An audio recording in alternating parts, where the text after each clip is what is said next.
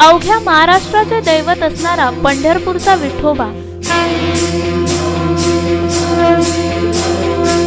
वारकऱ्यांची विठू माऊली, मुखात विठू माऊलीचा गजर, डोळ्यात विठू दर्शनाची आस, लाखो वारकऱ्यांची पावले चालती पंढरीची वाट.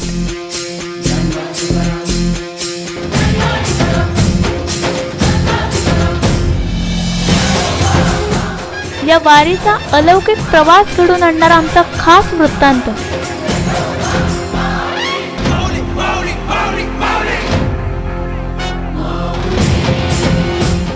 गजर माऊलीचा, ध्यास पंढरीचा.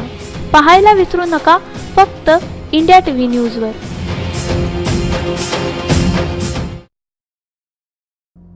महाराष्ट्रात 800 वर्षांची परंपरा असलेली ही पंढरीची वारी. पंढरीची वारी हे महाराष्ट्राचे सांस्कृतिक ऐश्वर्य आहे, वैभव आहे. वारी म्हणजे पंढरीचीच. या वारीला शेकडो वर्षांची वैभवशाली परंपरा आहे.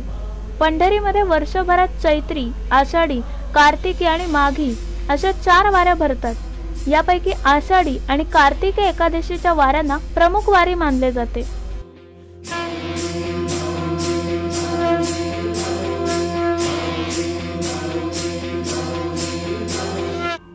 योगनिद्रेने तपश्चर्या करून भगवान विष्णूंना प्रसन्न केले. प्रसन्न झालेल्या विष्णूंनी योगनिद्रेला आपल्या डोळ्यावर आश्रय दिला.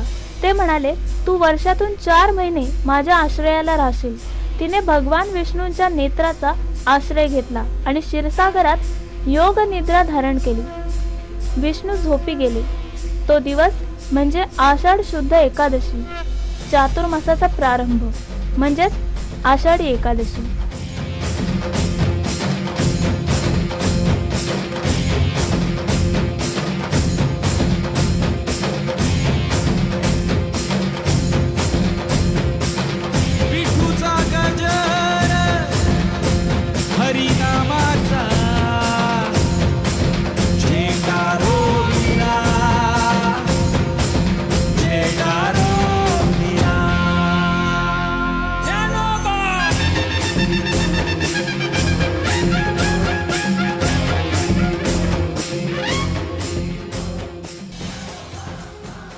आषाढी एकादशी पासून चातुर्मासास प्रारंभ होतो आणि कार्तिकी एकादशीच्या वारीने चातुर्मासाची समाप्ती होते. या वारीमध्ये पंढरीतील शेकडो मठांमध्ये प्रवचन, कीर्तन, भजन, हरिजागर अशा प्रकारांनी ज्ञानभक्तीचे श्रुती मनोहर सोहळे रंगतात. भाविकांना, अभ्यासकांना याद्वारे गीता, ज्ञानेश्वरी, भागवत, तुकाराम गाथा अशा संत साहित्यावर थोरांची निरूपणे ऐकण्याची पर्वणीच लाभते. आषाढी कार्तिकीला पंढरपुरा नेईन गुढी म्हणत महाराष्ट्रातून दिंड्या येतात. अगदी कर्नाटकातून, गोव्यातूनही दिंड्या येतात. जशी नदी अनंत अडचणी आल्या तरी सर्वांना जीवन देते, पुढे सागराशी एकरूप होण्यास आतुर झालेली असते, तशीच विठ्ठल भक्तीची ही गंगा चंद्रभागेच्या काठाशी असणाऱ्या पंढरीच्या विठ्ठलाशी एकरूप होते, ती वारकरी सोहळ्याच्या रूपात.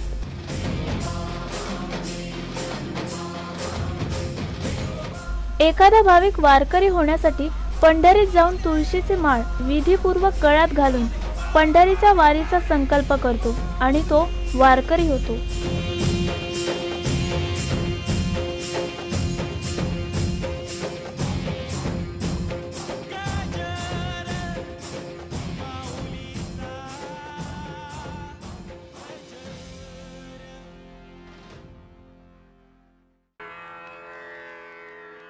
तुळशीला भारतीय संस्कृतीमध्ये संजीवनी मानले जाते. तुळस ही एक औषधी असून पंढरीनाथाच्या पूजेत तिला मानाचे स्थान प्राप्त आहे.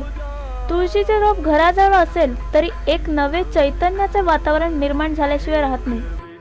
श्री विठू माऊलीला तुळशीचा हार घालतात.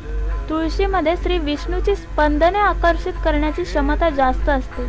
श्री विठ्ठल हे विष्णूचे रूप. त्याच्या मूर्तीला तुळस वाहिल्याने ती मूर्ती जागृत होते आणि श्री विठ्ठलाच्या मूर्तीत श्री कृष्णाचे तत्व आहे. त्यामुळे कृष्ण तत्व असलेल्या या मंजिरीतून श्री विठ्ठलाच्या मूर्तीतील कृष्ण तत्वही जागृत होते. असा हा तुळशीची माळ धारण केलेला वारकरी भक्तिभावाने माऊलीच्या गजरात पंढरीच्या वारीस निघतो.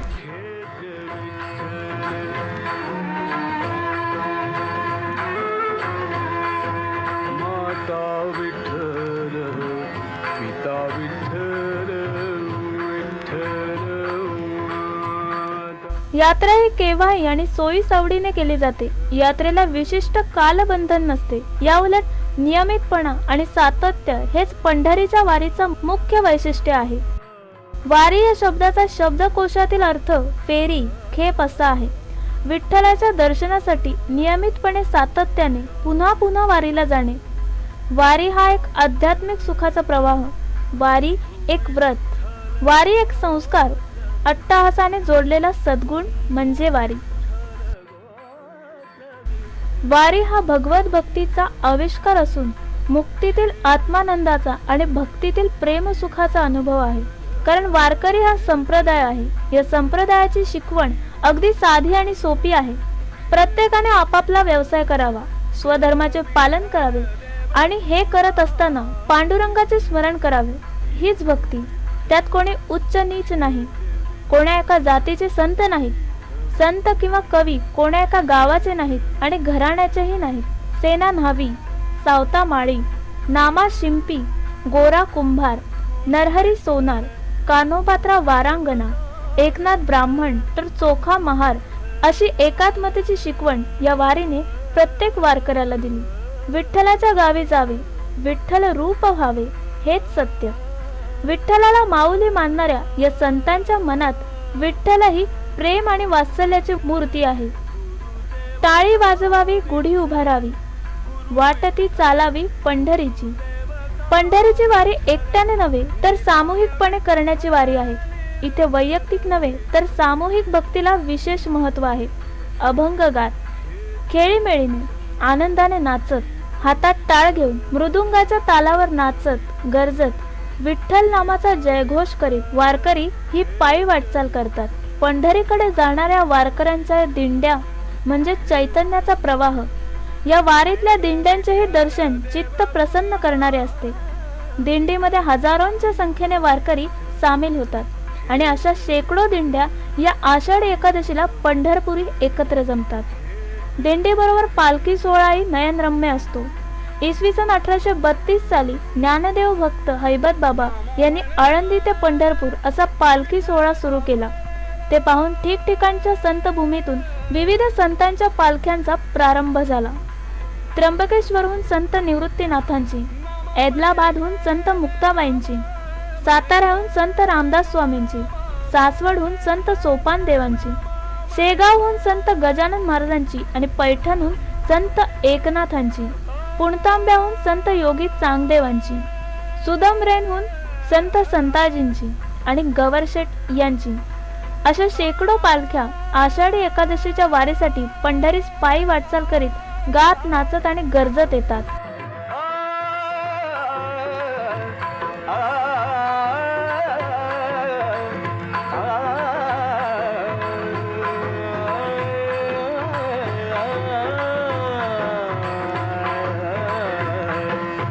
नामा म्हणे माझा विठ्ठलाचा पडला म्हणून कळी काळ पाड नाही पाड नाही पाड नाही तीर्थ विठ्ठल क्षेत्र विठ्ठल तीर्थ विठ्ठल. पंढरपूरचा विठोबा हे श्री शंकराचे तीर्थक्षेत्र. त्याला महायोग पीठ असेही म्हणतात. पंढरपूरची चंद्रभागा खरं तर भीमा शंकराच्या डोंगरातून जी नदी उगम झाली ती भीमा, तीच पंढरपुरात मान खडकापासून विष्णुपद स्थानापर्यंत पाऊण मैल चंद्रकोरी प्रमाणे वाहते म्हणून ती चंद्रभागा. विठ्ठल क्षेत्र विठ्ठल विठ्ठल विठ्ठल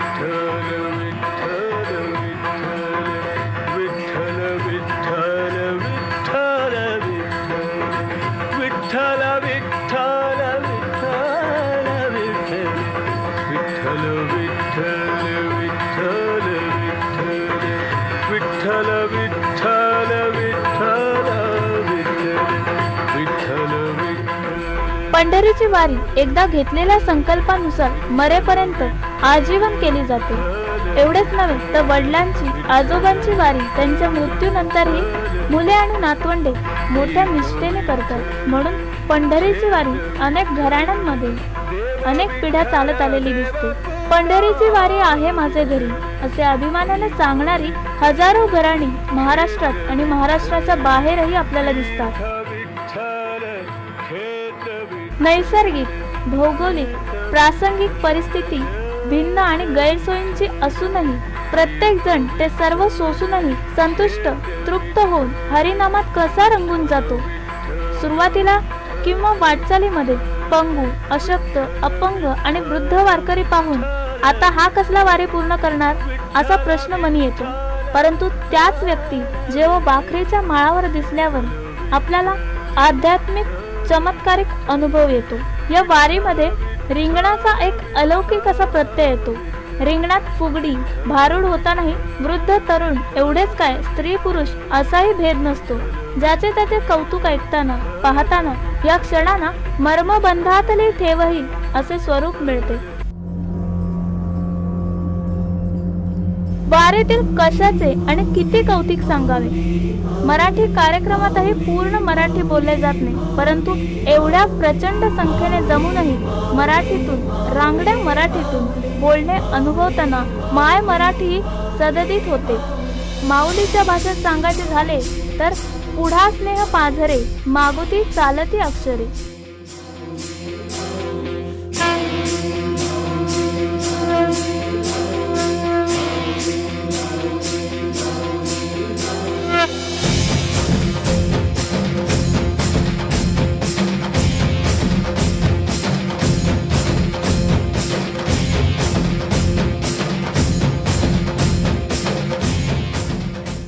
एकमेका सहाय्य करू अवघे धरू सुपंथ या उक्तीप्रमाणे वारीत शिस्तीचा अनुभव आपणास कित्येक वेळा पाहायला मिळतो.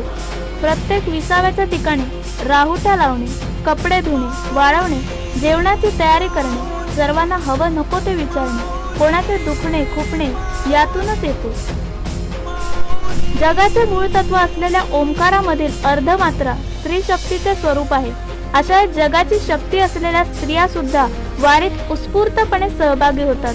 संत मुक्ताबाई, संत सोयराबाई, संत कान्होपात्रा या माय माऊली पासून ते आजच्या या कॉर्पोरेट युगापर्यंतच्या काळातल्या स्त्रिया या वारीमध्ये अग्रगण्य स्थानी असतात. काही स्त्रिया डोक्यावर तुळशी घेऊन विठ्ठल नामात पुढे चालतात.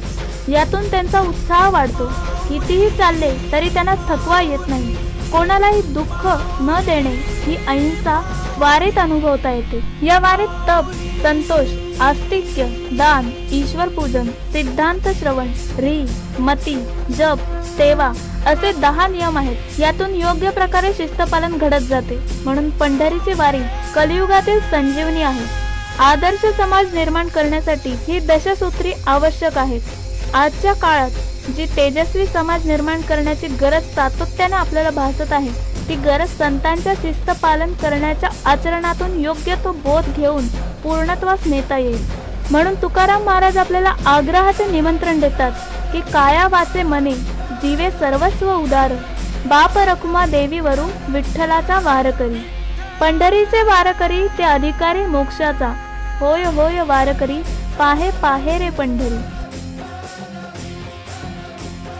आपण सुद्धा एकदा तरी वारकरी होऊन याची देही याची डोळा वारीचा अभूतपूर्ण सोहळा अनुभवूया आणि जीवनाचे खऱ्या अर्थाने सोने करूया.